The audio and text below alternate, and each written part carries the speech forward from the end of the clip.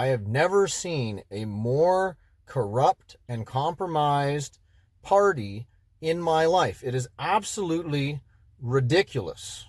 The Chinese Communist Party is without a doubt supporting the Liberal Party for this election, and the Liberal Party itself seems to be complicit. Hey everybody, this is Canadian Renegade. We're going to get into it today, and I'm just going to start at the beginning, and I'm going to list off all these crazy coincidences that seem to have happened surrounding the Liberal Party in the last month and a half or so. So if we go back to when the Liberal leadership campaign was going, Chandra Arya was removed from the Liberal leadership race. Supposedly, at least what we were told at the time, was supposedly because he didn't have any French language skills and he couldn't participate in the debates and represent Quebec. At least that's what I heard. Now, if I'm wrong, tell me in the comment section, but that's what I remember hearing. Okay, now fast forward to just a couple of weeks ago, he was completely removed from the party, supposedly due to some sort of conflicts of interest to do with India or something like that. And he was replaced with Mark Carney. So isn't that kind of weird? Just keep track of these because there's a lot of them. So then we go forward a couple more weeks, maybe it was 3 or 4 more weeks, and we're getting close to the Liberal leadership debate. And there's another candidate, Ruby Dalla, and she had just finished raising the $350,000 that was required to participate in the leadership race. She actually put out on her social media when she raised the money, her celebrating it. Literally a couple of days after that, they tell her that she has too many conflicts of interest. I think it was like some financial stuff, like to do with her, like investments or business related dealings. But they also said that she had committed ethics violations to do with the campaigning. Anyways, they removed her from the Liberal leadership race. And in the media, they only gave one, they said that she had 10 violations or something like that. But in the media, they only gave 1 or 2 examples of what these things were. Now, I don't think that Ruby was going to be competing to win the Liberal leadership. But I do think that she would have made Mark Carney look really bad in the English-speaking debate. And I don't think that they wanted that. So they came up with an excuse and they had her canned. At least that's my opinion. So now we go forward to the actual election of the Liberal leadership. And that was also suspicious. There were 400,000 people that were registered to vote for the Liberal Party. And for some reason, only 150,000 of them were allowed to cast a ballot. The other 250,000, there was some sort of irregularity or problem, and they were removed. They weren't allowed to vote. Now, to me, that's a little bit scandalous, especially since we haven't gotten a clear answer. At least I haven't heard a clear answer for why you remove more than half the votes. We go back a little bit, back to the Liberal leadership debate. It was like they were all basically just working together and nobody was attacking anybody or making anybody look bad. They were all it was like the buddy debate. So basically allowing Mark Carney to go in and win. So to me, this looks like the Liberal leadership wanted Carney in and they made it happen one way or the other. They removed obstacles in his way. They removed people that would make him look bad. And then they might have even tampered with the vote. I don't know, but it's super suspicious. So now we're into the general election. And about a week ago, that news story came out about Paul Chiang basically asking people to abduct one of his political rivals, Joe Tay, and take him to the Chinese consulate for a reward. Basically kidnap him and turn him over to another government for a reward. And if that's not crazy enough, Mark Carney defended him and basically said, oh, he just made a mistake. We've talked with him. He knows better. We're not worried about him. I can't remember all the things that Carney said, but I was just sitting there going like, this is crazy. It's not a good look to defend this guy, because if I did what he did, I'd be going to jail. If you did what he did, you'd be going to jail. But for some reason, right, Liberal Party member, Liberal candidate, supposedly he's been questioned by the RCMP. I haven't heard about charges being laid yet. Double standards again. If a conservative did it, that the Conservative Party would immediately remove them for saying something like that. They've removed people for far less than that. I forgot to mention that Carney was basically defending him up until the point where he resigned on his own, probably because of the pressure, but it wasn't Carney that made the decision or the Liberal Party, as far as I know, that made the decision. I didn't bother covering that. Other people were covering it really well. I was working on some other videos, and so I wasn't thinking too much of it anymore. And then yesterday I see an article by Sam Cooper of the Bureau showing up in my feed, and I'm going to read a little bit of it, but the story just keeps getting wilder and wilder. It says, retired Toronto police executive who joined Chinese international school flagged in Canada's election interference inquiry replaces Paul Chiang as Liberal candidate. So they're basically replacing Paul Chiang with this guy called Peter Yoon, and they were both on the police force, which I'm going to talk about in a second. Let me continue. Markham, retired Toronto Police Deputy Chief Peter Yan, who joined the board last year of a Chinese international school in Markham, flagged in testimony on foreign interference in a neighboring riding in 2019, has been named the new Liberal candidate in Markham, Unionville.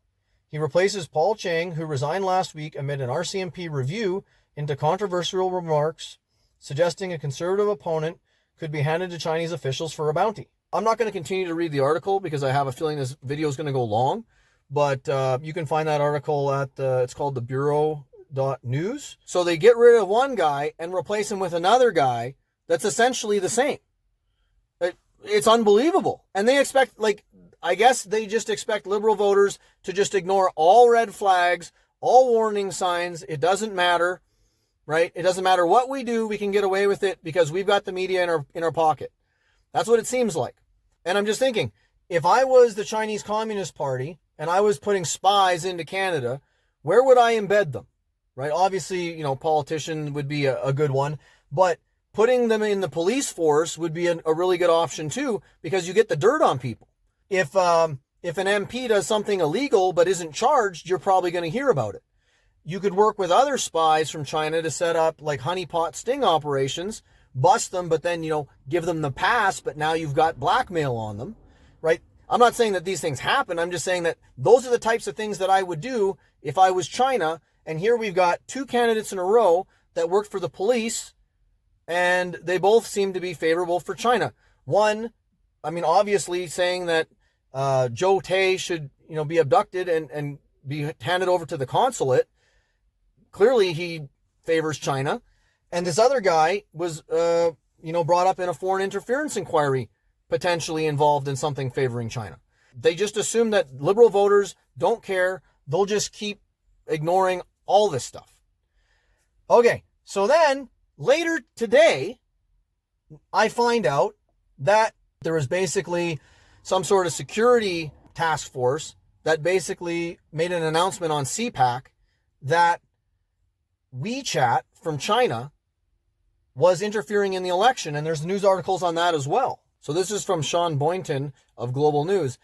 And to be honest, this is probably one of the more fair and balanced articles I've seen on this issue, but they're all running the same headline. It's almost like it's a coordinated, cover-up for Carney. It says, Carney targeted by Chinese WeChat operation in Canadian election. Officials. And almost all the headlines are featuring this word targeted. Carney targeted. Well, what does that make you think of? When I hear the word targeted, it's like a negative connotation, like, oh, they're coming after him. Oh, they're making him look bad. They don't like him. That's not what happened. That's not what they're actually reporting, right? Like if the police target a criminal operation, they're going after them, right? If criminals target a home for a home invasion, it's a negative thing. They're going after the homeowners. All these headlines are running the same type of thing. Carney targeted by WeChat or Carney targeted by China. It's the same type of rhetoric we're getting from all these stations. None of them have the balls to just come out and say that China's interfering and favors Mark Carney. Now, I'm not going to read the whole article. I'll read a little bit of it. But it says Canadian officials monitoring the federal election for foreign interference said Monday they have detected a Beijing-backed operation on the Chinese social media platform WeChat focused on Liberal leader Mark Carney. The information operation was launched by Yuli Yumain, WeChat's most popular news account, which has been linked to the Chinese Communist Party's Central Political and Legal Affairs Commission.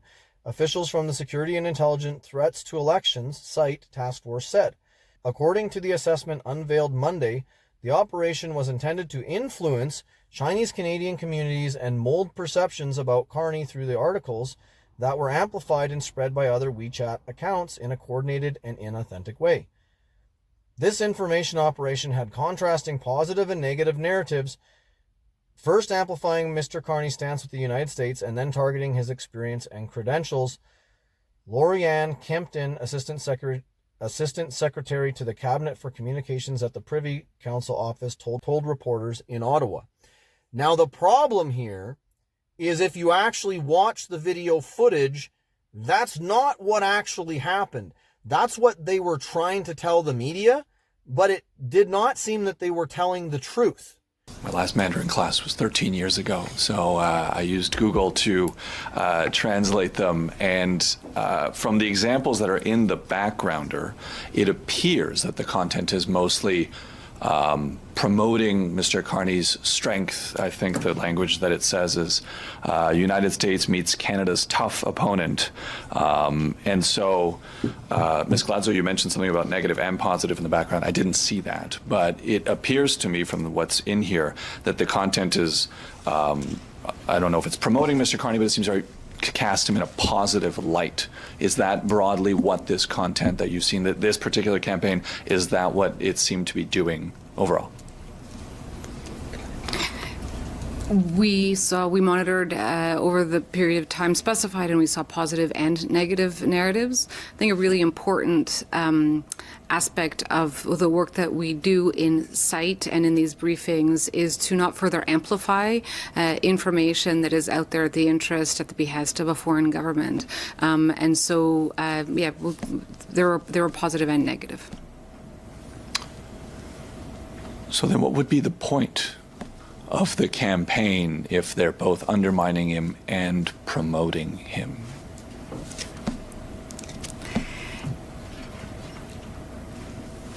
So the media and the Security and Intelligence Threats to Elections Task Force, they're all hedging their bets. They don't want to just come out and tell the truth. Now, I don't know if it's because they're trying to protect their jobs, or they themselves don't want to be accused of interfering in the election and swaying voters, but nobody wants to come out and just say it like it is. It's pretty obvious at this point that China favors the liberals. It's completely obvious. There's dozens of news articles going back a couple of years now, basically telling you that China prefers liberals and is sabotaging other candidates. We know that that's what they're up to. And it looks like Carney is somewhat complicit in this, and the rest of the Liberal Party is complicit in this. We know about Carney and his $250 million loan that he got from China, right? We know that he went over there right after he was being mentioned as an advisor to the Liberal Party. So there's just so many things going on here. There's no way that you can turn a blind eye. And apparently the Liberal Party, they don't think that voters are smart enough to figure this out. And maybe they're not. And that's a problem. When there's this much blatant hypocrisy and BS, it makes my blood boil. I cannot believe that we're in this situation where maybe the Liberals might win this election. But one more thing, do not get discouraged. Okay, a lot of this could be a discouragement campaign to try to keep conservatives home. Do not stay home. Bring your friends and family. Go and vote conservative.